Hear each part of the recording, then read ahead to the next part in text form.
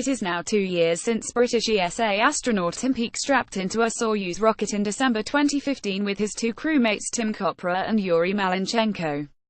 Launching from the Baikonur Cosmodrome in Kazakhstan, the three reached Earth orbit before docking with the International Space Station, 400 kilometers above the Earth. What followed was Peake's 6-month Principia mission, as part of ISS Expedition 4647 during 201,516, closely working on 30 science experiments and supporting another 300 ongoing projects on the ISS. Tim Peake maximized his time there, working a 6-day week and a 10-hour day. His mission time included preparing and carrying out a 4-hour 43-minute spacewalk to lay new cabling and repair electrical units on the ISS, grappling and docking an unmanned Dragon resupply freighter with the station's robot arm. He also carried out a major outreach program of inspirational activities for the UK public.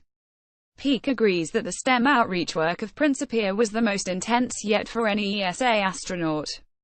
It involved 1.6 million children in 10,000 schools in the UK, and over 30 projects. Peake floats outside the ISS during his 4-hour 43-minute spacewalk to replace a failed power regulator and install cabling.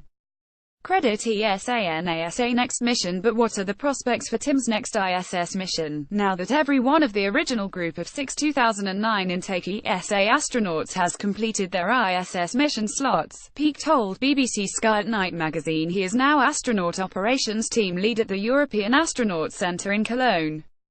However, his future work will not just be all about supporting the 10 operational ESA astronauts from the ground. He is scheduled for another spaceflight. In January 2017, ESA's DG Jan Werner confirmed that Peake was due for a second mission to the ISS. The UK is the fourth largest ESA contributor and is now closely involved in ISS science experiments. What are the timing for Peake's next slot? He notes that currently ESA astronauts visit the station 1 to 2 times per year, and each mission requires about 2.5 years preparation and training time. Following Luca Parmitano's current Vita mission, Alexander Gerst will fly in 2018 and Luca Parmitano in 2019. Therefore, the realistic earliest date for Peake's next mission would be at least mid-2020. This would follow from the 2019 ESA ministerial meeting agreements and, of course, would fit into the pre-2024 program for ISS utilization. Astronaut mission allocation procedure is, of course, subject to detailed ESA plans, ISS partner arrangements and wider UK government funding. Peake has continued his outreach work on Earth. In August 2017, he and several other ESA astronauts took part in a project to let children with disabilities experience weightlessness on a parabolic flight. Kids' Weightless Dreams campaign was organized by Novaspace and Reeves de Goss New Spacecraft Possibilities following the retirement of the US Space Shuttle in 2011. NASA, ESA, Canadian and Japanese astronauts have flown to the ISS aboard Russian Soyuz capsules. But US plans are moving on. 2 new orbital spacecraft are about to be tested during 2018 via commercial agreements: the Boeing CST-100 Starliner capsule that will use an Atlas launcher and the SpaceX Dragon V2 spacecraft with its Falcon 9 partrizable booster. Both of these have up to 7-seat cabins for Earth orbit access. ESA astronauts are expected to access the ISS via NASA barter agreements in the future. Peake considers that his next flight could be in a seat on one of these 2 US vehicles, rather than in the Soyuz again. Tim Peake pictured during training in the Soyuz spacecraft at Star City, Russia.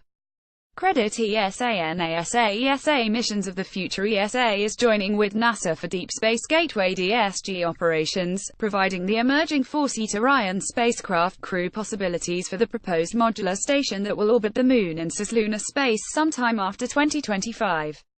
The international return to the Moon, perhaps involving the establishment of a Moon village as proposed by ESA, may then lead on to joint Mars operations for the 2030s and beyond. Is Peake too old for missions for the medium-long term? Even at 45 years old, it appears not. Astronauts can fly into their late 50s, and by example ESA's Paolo Nespoli, currently in orbit, is now 60 years old. Peake could therefore join ESA human missions perhaps up to the early 2030s. ESA astronauts Samantha Cristoforetti and Matthias Maurer briefed ahead of their sea survival training with Chinese colleagues in Yantai, China, the 14th of August 2017. China Joint Work. ESA is collaborating with China's National Space Administration as part of a 2015 agreement.